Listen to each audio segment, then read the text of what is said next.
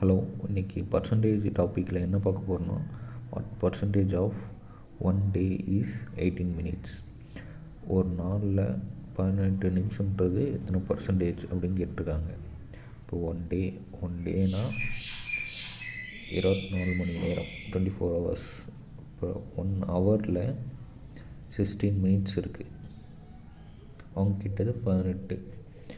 இப்போ 18 divided by 24 into 60 லட்சம் 9 12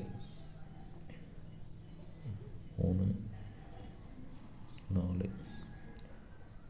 20. இப்போ 1/4 இன்ட்டு 20 1/80. இவங்க பர்சன்டேஜில் கேட்டிருக்காங்க. 1/80 into 100 divided by 10 divided by 8 5 divided by 4 divided by 4 என்னும் போது 1.25% வரும்.